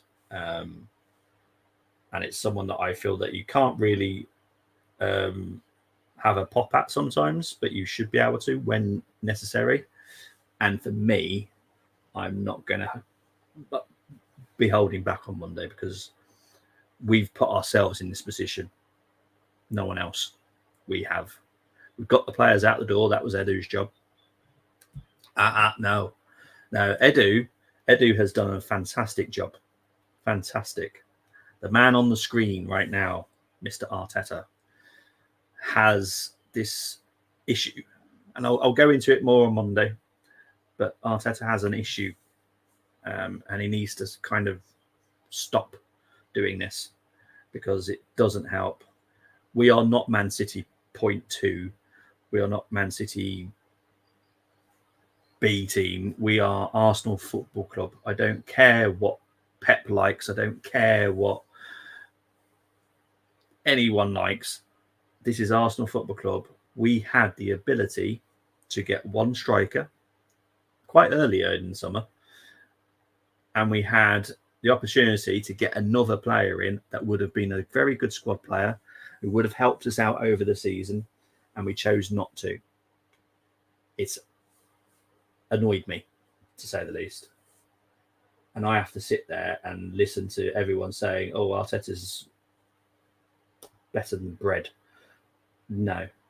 It really frustrates me, because I will criticise when it's deserved. And he's put us in this position. And look at this game. Look at this game. This just shows you that you cannot work with a small squad. You can't. I get he wants just two players in every position, but we could have got 2 more players in that would have helped. You know, I guarantee both these players wouldn't have minded it if they didn't start every game, because they're not top draw. They are definitely squad fillers and would have helped out when we needed. They were better than Eddie. They were better than other players that have left. Yeah, sorry. Honestly, you know what it's like in that WhatsApp group. You can't say something, and it's very much for the fan base. You can't be critical of Arteta. I don't know why. I honestly don't understand this situation with Arteta, because it's not like he's Thierry Henry. It's not like he's Ian Wright, Patrick Vieira. He's Mikel Arteta. He came so late in his career. Why are we putting him on such a high pedestal where he's being mentioned alongside Wenger? Like, what on earth are we doing? Like, I don't want to be Man City 2.0. I don't want to be anything like that team. I think that team is disgusting. This is Arsenal Football Club. All I care about is being Arsenal. That's all I care about. And Arsenal, and Brenny said it, and Nick, I know you're old enough as well to know that we have always had a squad of players. We've never really always been just an 11. You know, back in the 80s and 90s, we were way more than that. You know, you never knew who was going to go play on the wing. You never really knew who was going to be up front. You never really knew who was going to be in defence. There were a couple of players that, you know, you guarantee would be starting, but there was always that excitement of who's going to be at centre-back, who's going to be here, who's going to be playing that position, because we had the squad depth. You don't have that anymore. We all kind of already guarantee that Saka's going to start every single game. It's really, really frustrating. Oh, hang on. Oh, well done, Raya. Oh, it's 4.5 minutes left. Sorry. I understand people should allow debate and not suck the oxygen out of the conversation. Yes.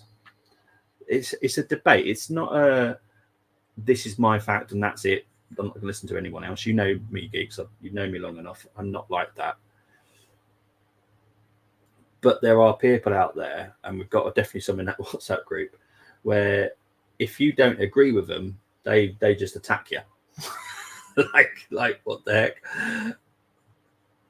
It's just not a nice place to be as a football fan anymore, because you know, my dad took me when I was a kid and brother was a kid, and he would argue with the person that was sat next to him all the blimmin' time. But as soon as the game was over, they were like, "Oh, next time, blah, blah, blah, blah, meet here." You know, you can be friends again straight away. But they can disagree about football, but friendship-wise, absolutely no problems whatsoever. That's how it should be, and it's not like that anymore. And it's quite sad to see, in my opinion. If Arsenal don't win here, not the end of the world for me. No, I think with the situation of Declan Rice being sent off, not winning it is not a big problem.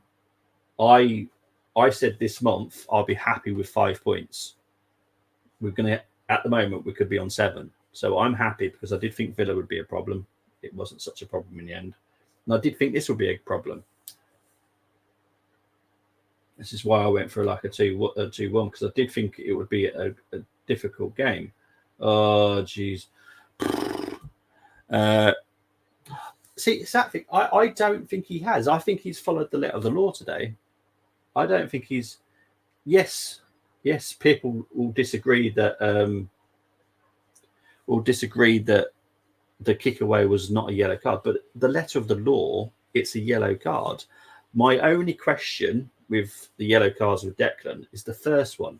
I'm not sure if the first one was a yellow card. The second one, guaranteed.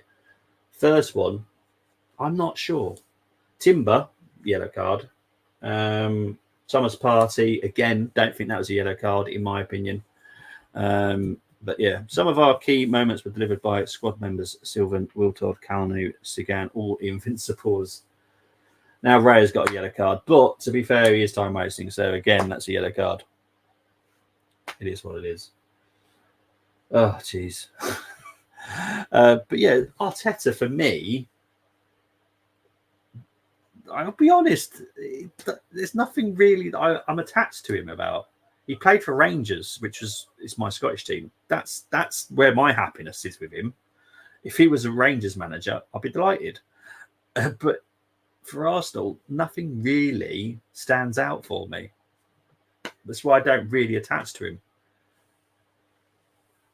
I think Thierry Henry, or I know Ian Wright will never be a manager, but Ian Wright, Bergkamp, even Ray Parlour, Stefan Schwartz. There's many players out there that if they did become manager of Arsenal Football Club, I would be attached to them because they gave me a memory. But Arteta hasn't given me a memory. Oh, sorry. I feel like I'm having a mini rant today. I do apologise.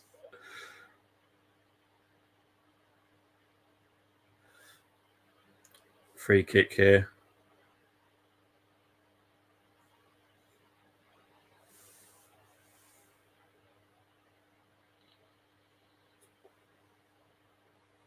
Who's just been given a yellow card there? Oh, João Pedro. Okay. I was just thinking if that's Thomas Partey, we're doomed.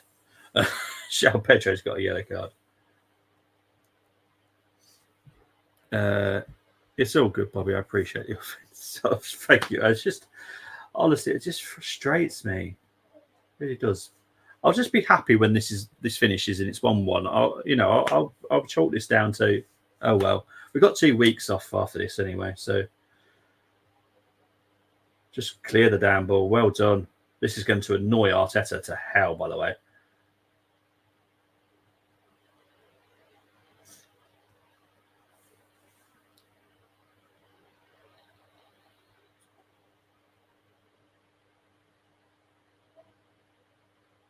And there we go, full time. Right, I'm done.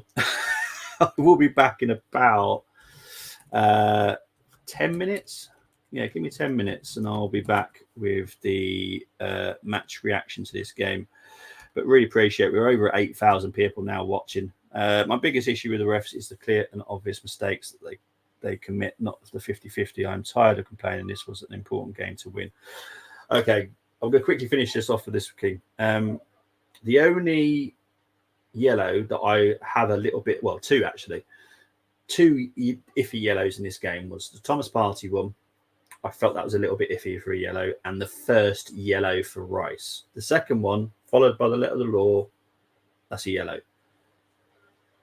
This refereeing needs to continue for the whole weekend, and that is where it's not going to happen. I guarantee it, and that's where the fans will then lose their heads. It's annoying. It's frustrating. It is what it is. Yeah. I'll be back in less than 10 minutes to do the match reaction. So please do tune in for that. Big ups to the 8,000 people currently watching. I'm done for today. Speak to you all very, very soon. Bye-bye.